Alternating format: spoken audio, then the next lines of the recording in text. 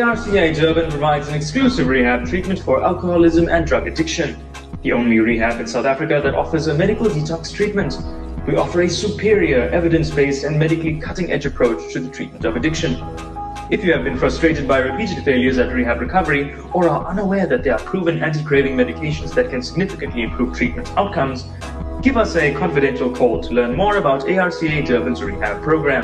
Contact ARCA Durban on 078-2722-911 24 hours or call our office number 031-261-5515 and our Johannesburg number on 0622-770-911. Office number 011-656-0705.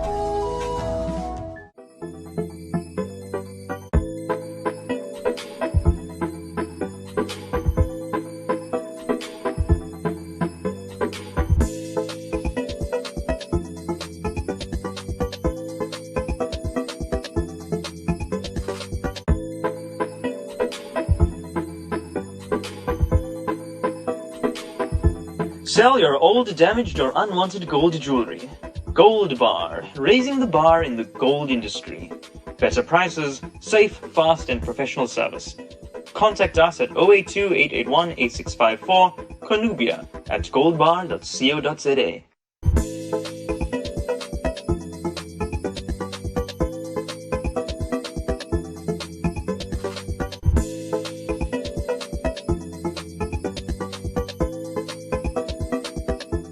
Platinum Funeral Group was founded by Sharika Suku Govender, an award-winning philanthropist who understands that when losing a loved one, what matters most is guidance and understanding.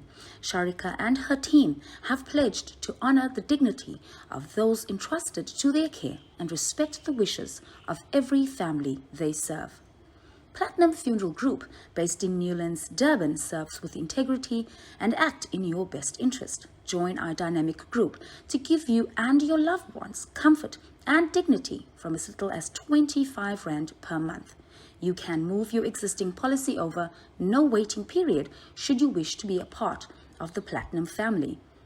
All the funeral services will have free live streaming as a special offer for this advert. Contact us via WhatsApp on 084-241-9075 or visit www.platinumfuneralgroup.co.za for more information. Platinum Funeral Group, helping hands, healing hearts.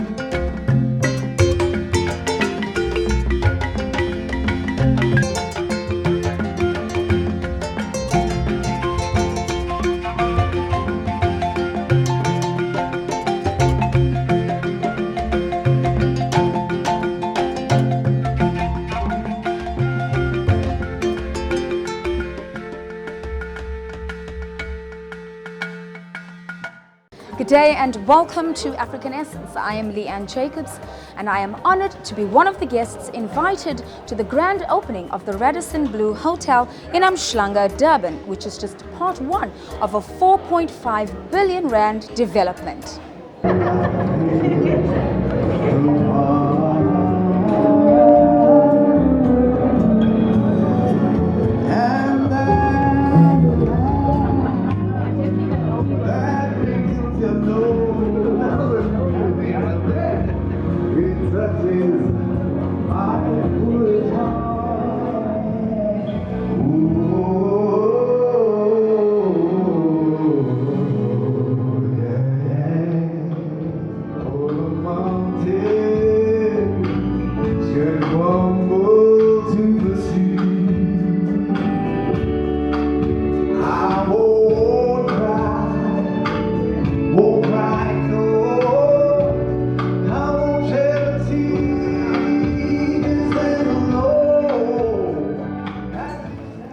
An auspicious occasion like this is celebrated with none other than a black tie event.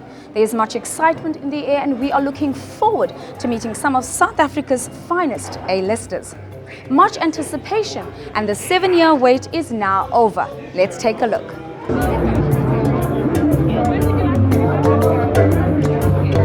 Hi, I'm Srisha Naidu, the wife of Vivian Reddy, and it's such a pleasure to host the magnificent evening with all the guests that have come through tonight to support us in the Radisson Blue Umhlanga Durban event. And we look forward to hosting many, many, many more tourists and people of all creeds, color, and hopefully supporting us going forward. And also to my beautiful husband, who has been working so hard. Well done, what a magnificent feat to you, and well done for making this happen. You deserve every success now and forever.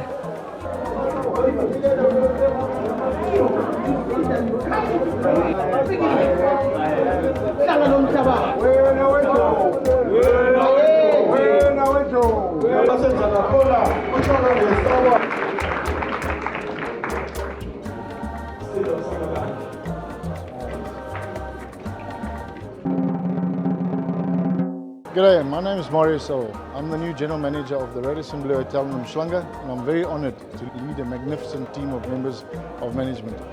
Our hotel has a brand new Fire Lake restaurant, which is the first one for South Africa. It's based on the North American Minnesota brand of charcoal grilling and firewood grilling. We also have a massive conference room, the largest one in Umhlanga. It's also the newest hotel of the Radisson brand in KZN. In fact, it's the first. Our conference centre hosts about 600 people at any given time in the ballroom. Then we have 5 other meeting rooms inclusive of a boardroom. We have 206 beautifully appointed bedrooms, all of them sea-facing. And of course, we look forward to welcoming you to our hotel in the near future. Thank you.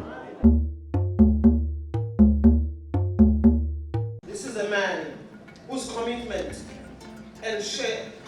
to the shareholders is 200%. And he leads from the front, someone that cares for the upliftment of the people, the broader society in South Africa. And every single time he does this kind of work, he gives selflessly. Please welcome on stage the renowned philanthropist and business leader, the one and only, Mr. Vivian Reddy.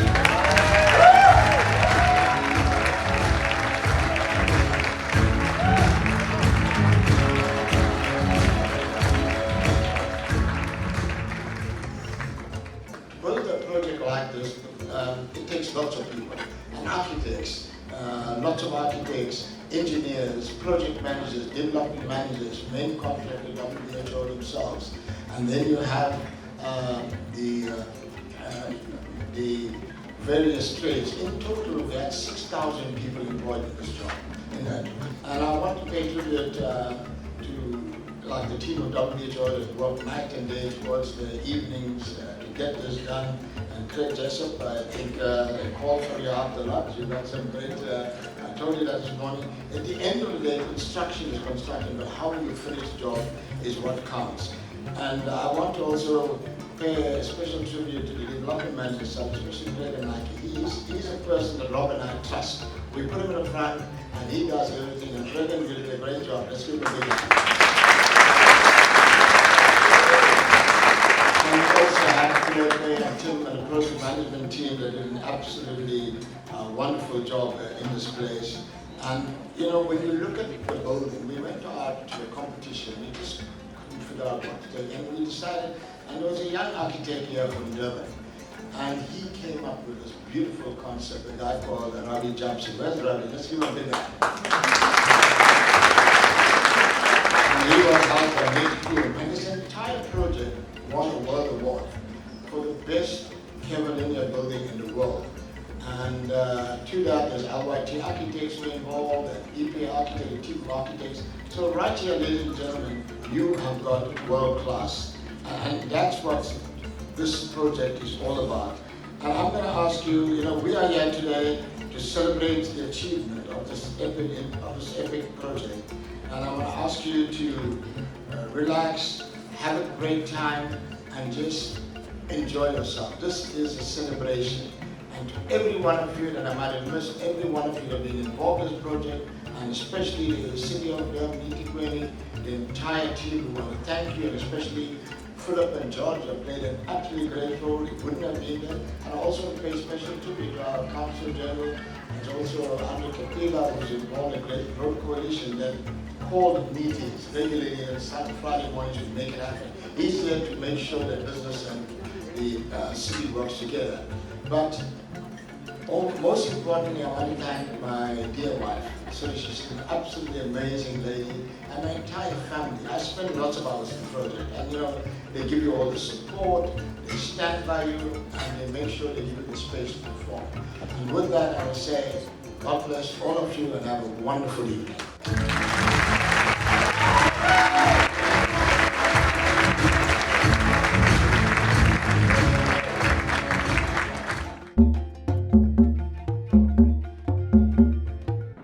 God bless the Radisson Blu, and thank you.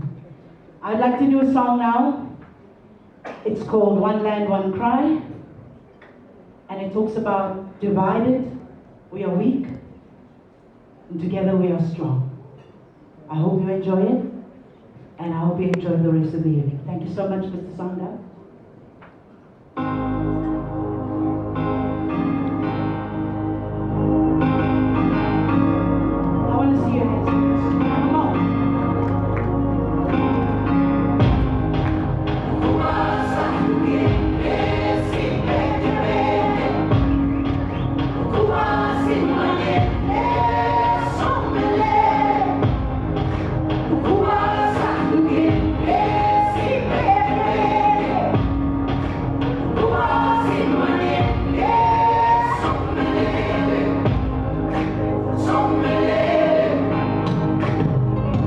We are one,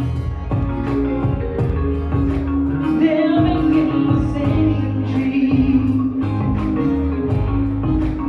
Good evening, I'm Vicky Sampson, the singer of My African Dream, nearly 3 decades down the line of that iconic song that has so much meaning to me as a performer and as a South African citizen.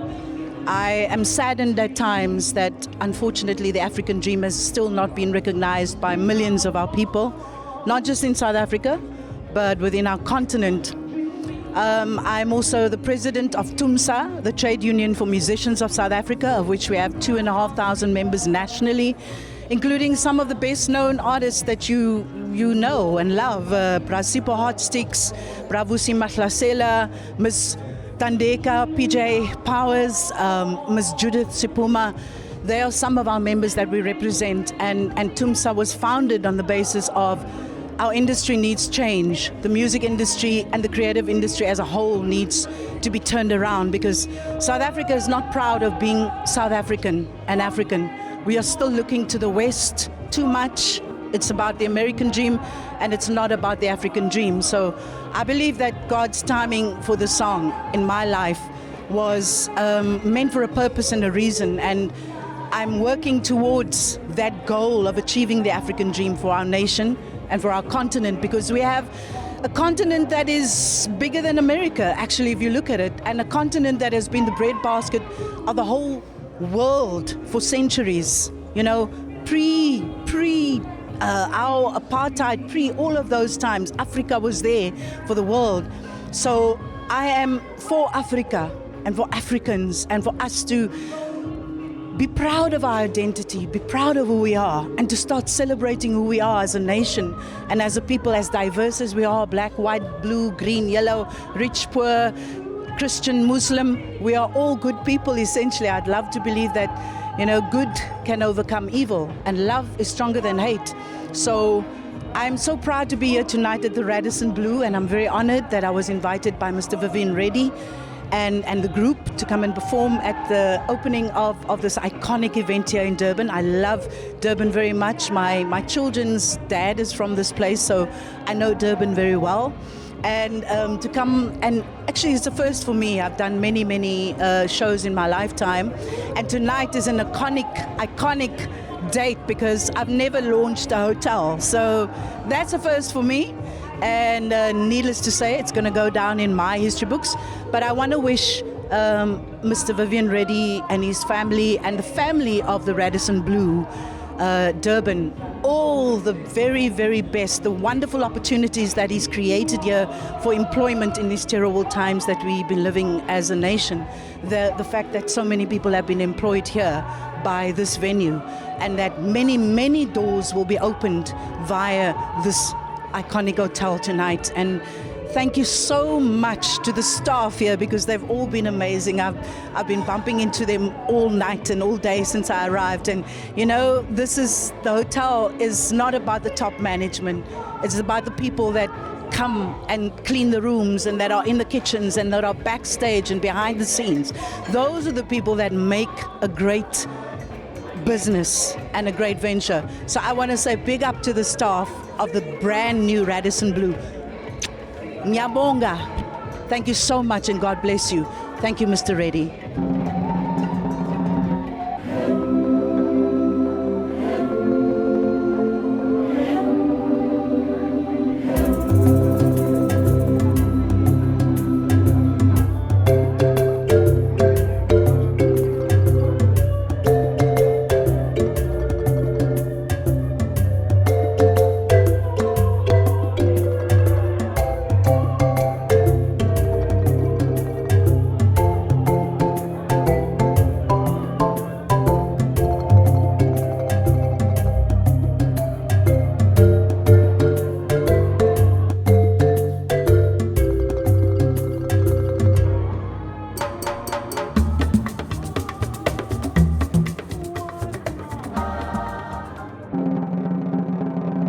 Welcome, sir, to African Essence. It's always an honor to have you on our show. Now, I'm sure you're excited. The Radisson Blu Hotel has now officially opened, and we're looking forward to what it's actually going to do for KZN and obviously South Africa as well. What does that mean for you? Well, it adds another dimension, a very positive one, in the growth of the economy, but also it is a vote of confidence after a number of challenges that we've gone through, where COVID-19, the unrest and the floods. But the fact that there are investors and business people who could continue within those challenges to deliver such a project, magnificent development like this one, it tells you that there are patriotic business people in KwaZulu-Natal who are very, very interested in seeing their countries prospering. This will provide jobs, and this, I'm sure they did it at huge risk, but nevertheless, they've said they will not be deterred by anything.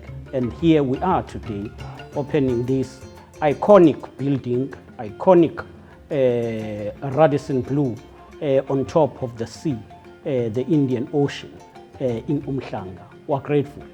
You sound proud to be a part of something like this. Do you have any words of encouragement or congratulatory Yes, words? this is history for the province, history for Mr. Reddy and the family and the group. This will inspire generations to come to emulate his steps. We congratulate him, we salute him for such a decisive move, and it takes effort. It takes courage to achieve such outstanding investment. We congratulate him for this. Thank you so much, sir, for being on our show. We really, really appreciate your presence here. Thank you. Thank you so much. Mr. Vivian Reddy, welcome. It's always a pleasure to have you on our show.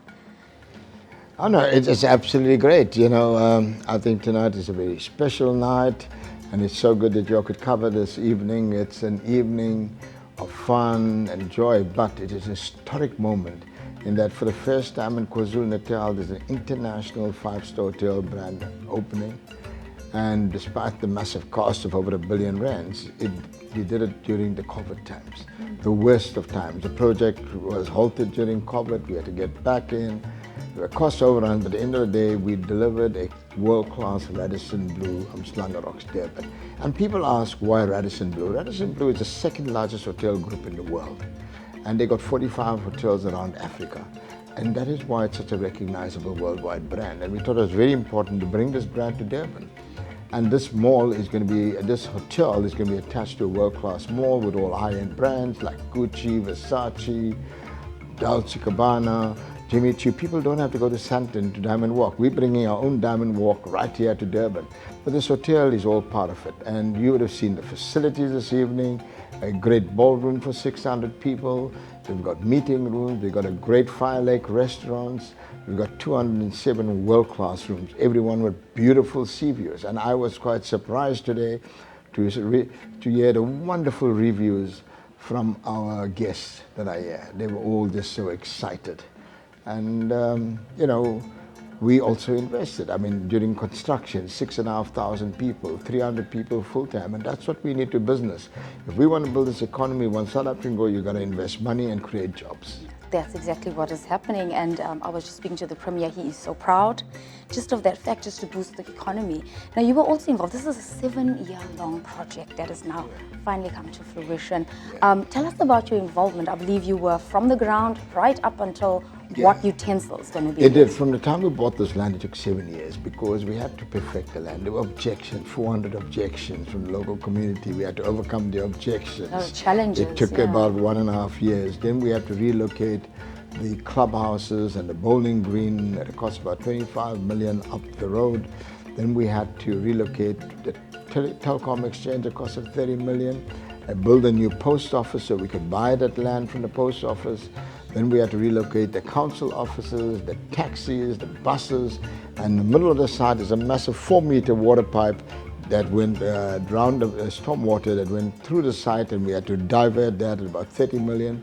And then after all that, we had to remove 250,000 cubic meters. That's 25,000 truckloads of sand out of the place so that we can start.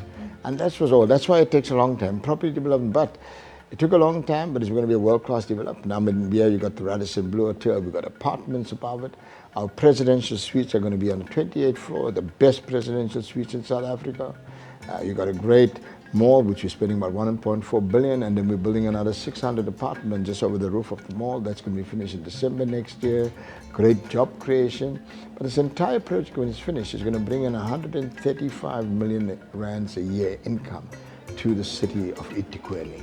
And they could use it for basic services and help to uplift the community. And that's why investments are so good. We need investment. We need more people to invest so that we can create jobs and uplift the lives of people. Yeah, definitely. It sounds beautiful. It sounds exciting. I'm looking forward to coming through to the Radisson, and I think it's going to be a huge success. Definitely. We're very excited. This hotel's got everything going. The location is great. 3 minutes walk from the sea.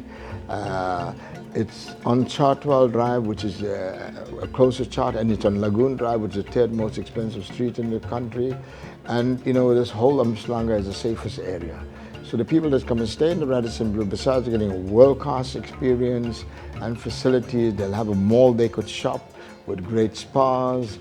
I mean, we've got, you know, besides all the big international brands, we've got Woolworths and Checkers, and a whole lot of people. It's shopping for everyone. But and the restaurants are absolutely great. We've got 14 great restaurants like Signature. You've got something which will be Durban's first restaurant. It's a Michelin chef restaurant called Le Creatives by Chef Wandile Mubazu. And that's the kind of food, when you eat it the next morning, you can still taste it. It is a great food, and that's what we want. We want to bring world class, and that's it. I only build world class. I'm bringing world class to this. It's a big project, 4.5 billion rands. But I think at the end of the day, with the job creation and what's going to do to the city, there's going to be a worthwhile investment. I've got confidence in this country. We've got lots of things going wrong, lots and lots. But we all can't just run away. Some of us got to stay and lift our hands and say, you know, the thing about this country, what we lack, we don't have patriotism. There is no patriotism, or very little patriotism in this country. People with money want to run away. It shouldn't be. They must stay here and create jobs and say how we working together with government can fix the problems. And that's how we move forward as a country. Well, you know what they say? Property investment is all about location, location, location. And you, sir, have done a wonderful job. Your guests tonight have been treated with the most opulent luxury. Congratulations once again, Mr. Vivian Reddy. Thanks very much. And We it's look great to forward. be on the show again. We look forward to seeing what else and you I have. hope all the people, all your viewers come out there and experience the Radisson Blooms. We've actually got a very special deal. We've got a special deal of about 1,200 rands for the next month or so. Your guests can come in very quickly. It's a very short-term offer just to get people used to our hotel. And you cannot stay in a 5-star hotel for that price. Awesome. Thank you so much, Mr. Vivian No, Reddy. absolute pleasure. Thank you.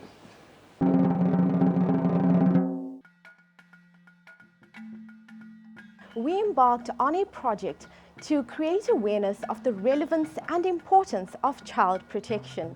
The 27th of May to the 5th of June marked Child Protection Week, but we extended our campaign for a month longer. The Sibaya Community Trust are passionate about children. They have funded our campaign to film awareness episodes for 1 month.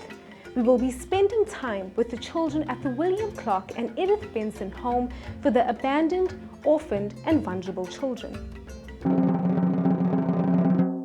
Every child has a right to learn, play and grow in a safe environment away from any form of harm. All governments under international law have a duty to create a system to prevent and to respond to any form of child abuse, neglect or harm.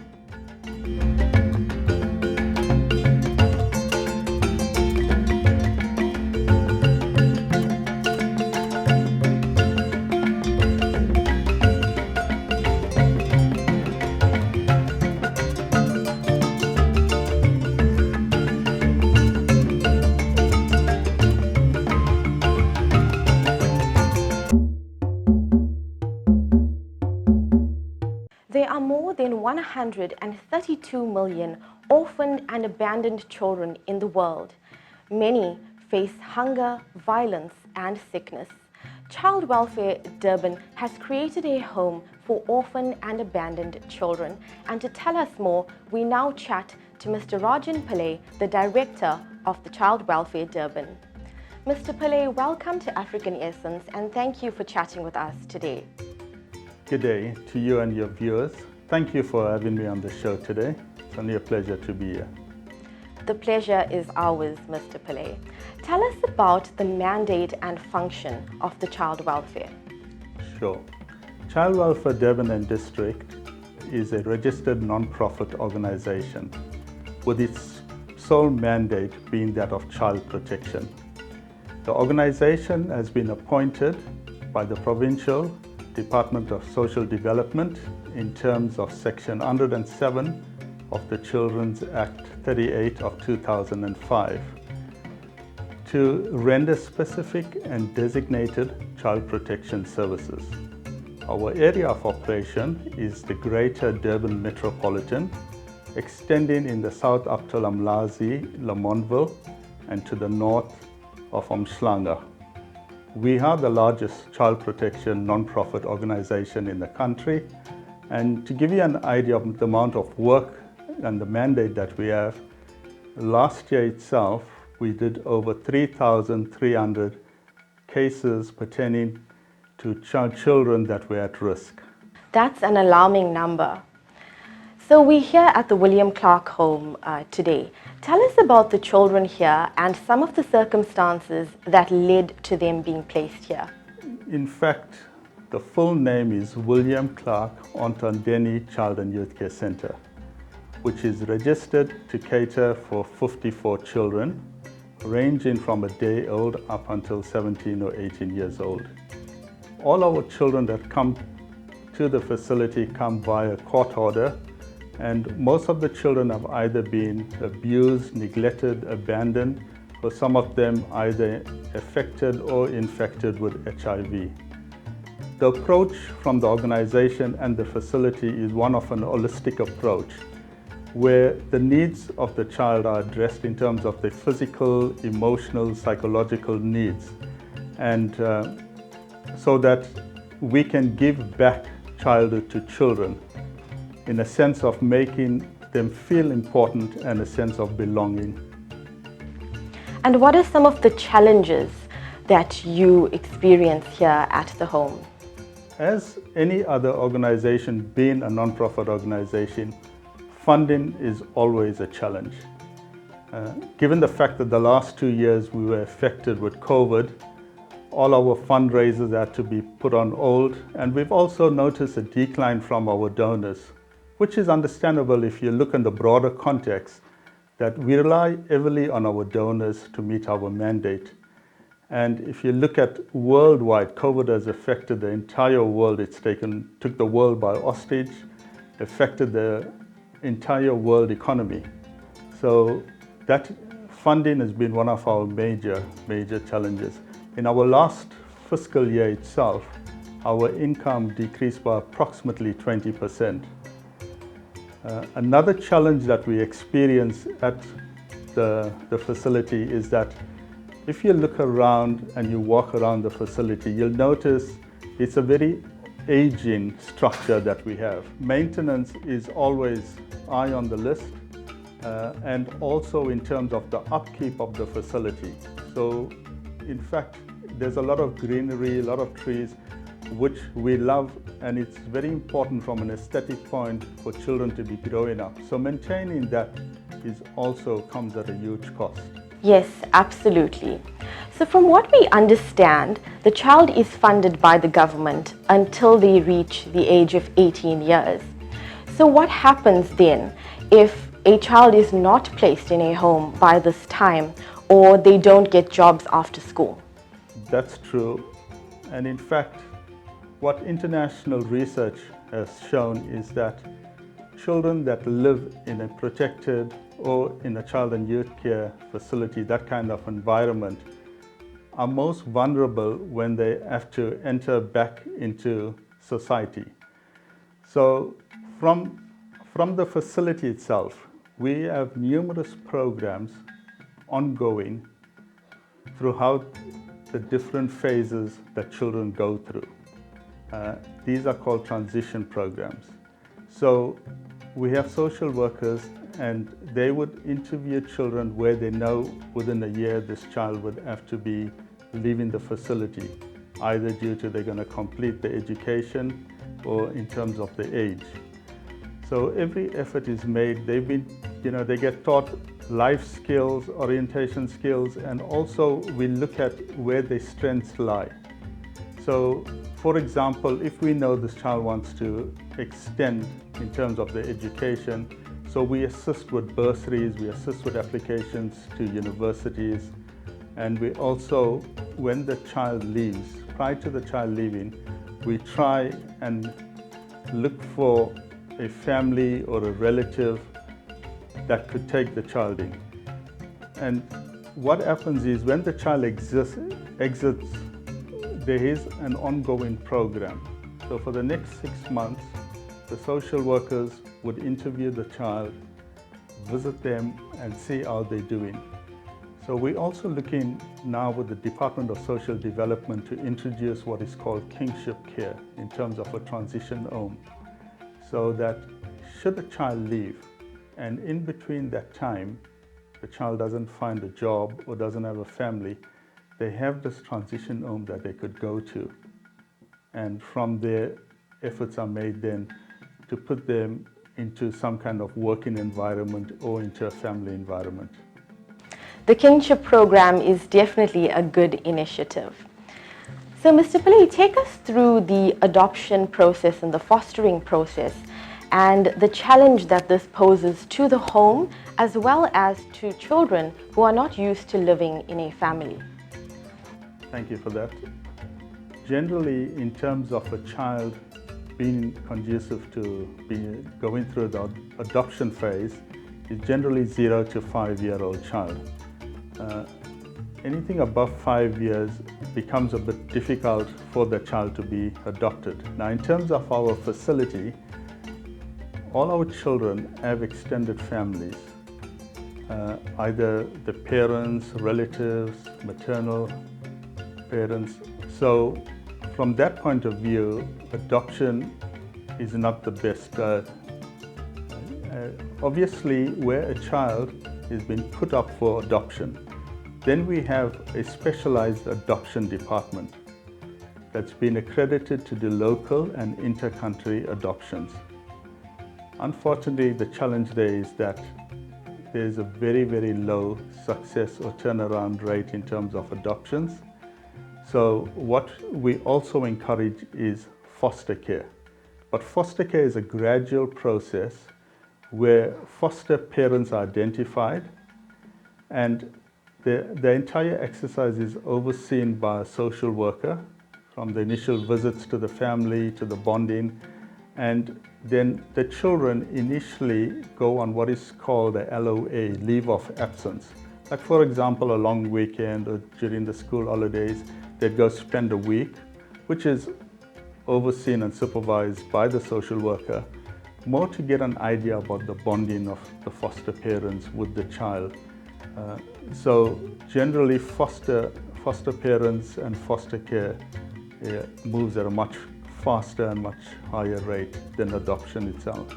Now, the Edith Benson home caught a light in 2018.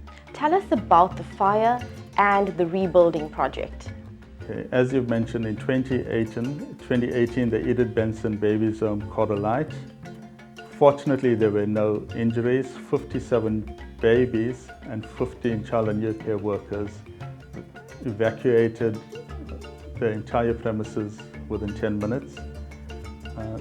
The cause of the fire by the fire investigators was pinned down to probably electrical fault.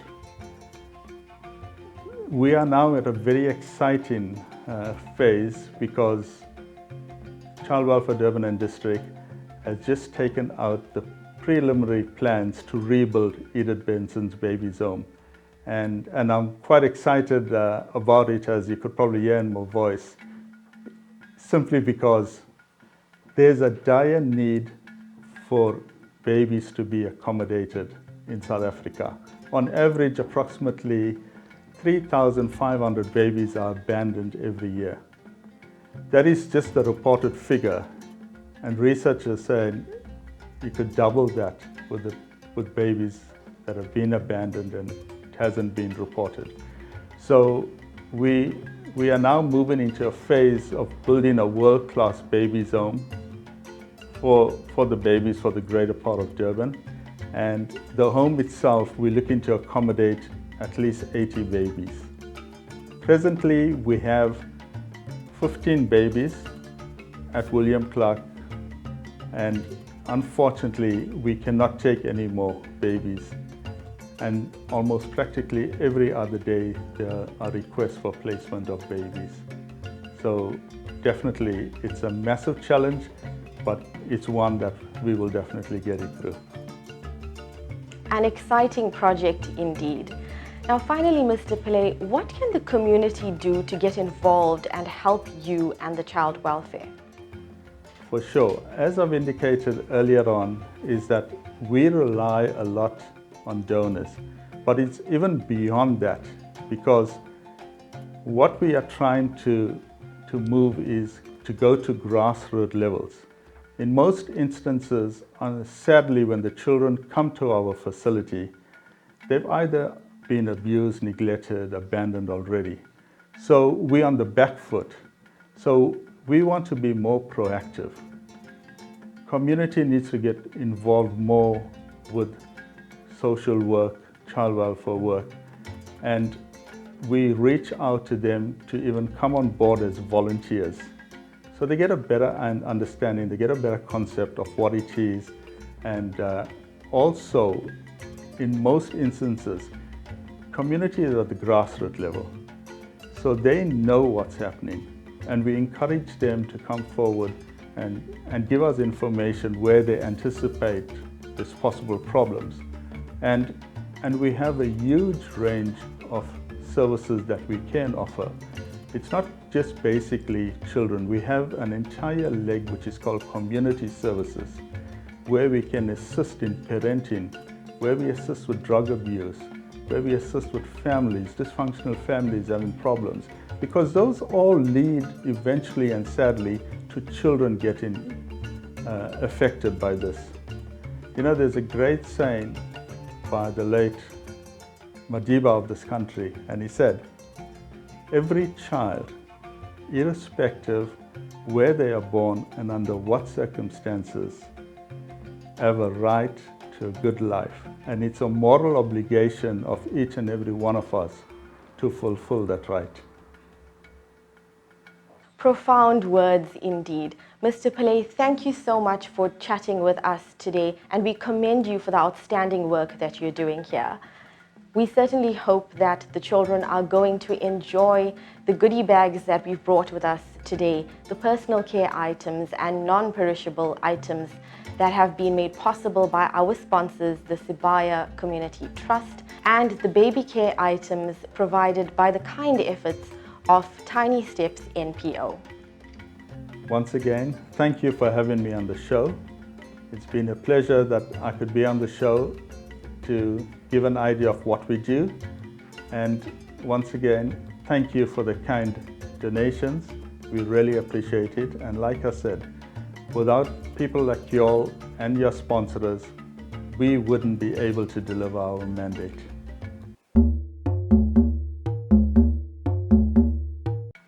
We invited Tiny Steps to come on board, and they were ever so willing to add to a contribution to make this day more impactful. My name is Kasim Malani.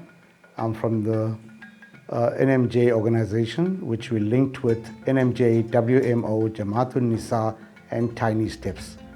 We work together, handing out charity to all organizations that require us to do so.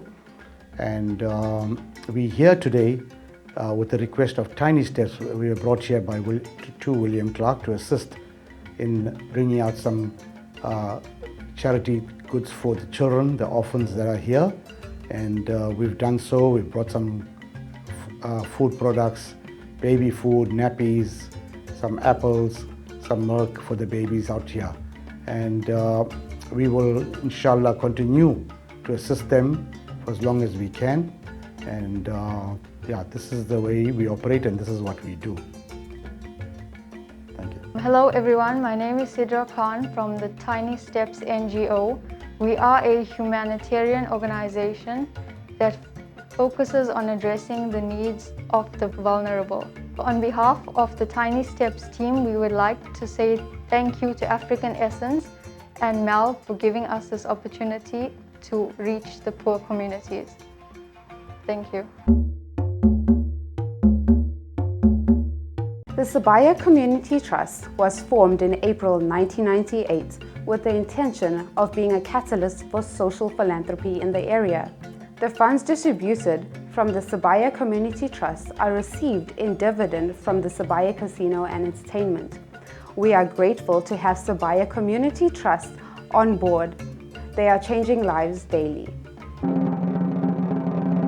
Child abandonment is a criminal offense, and yet it still happens daily.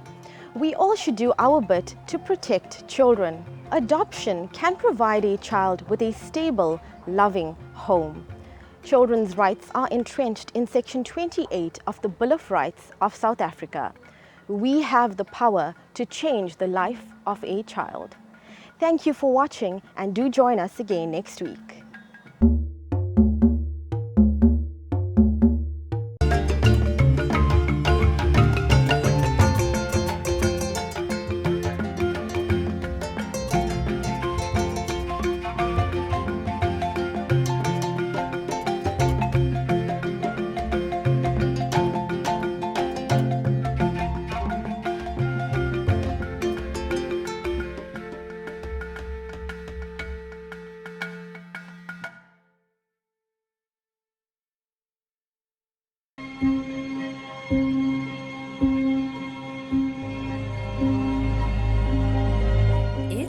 Here, the premium brand from Dubai, Afnan, now available in South Africa, only via the sole stockists, UAE Fine Fragrances.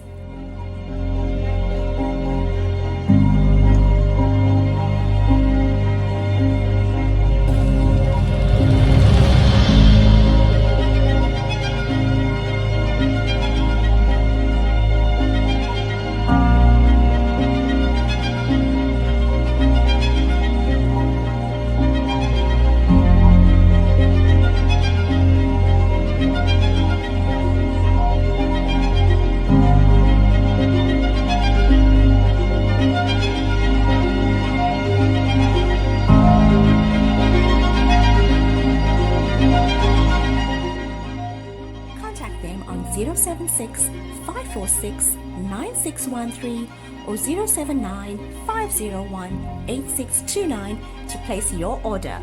Visit their online store www.uaefinefragrances.co.za for the fragrance that enters before you. Get it all at UAE Fine Fragrances. Let your scent introduce you.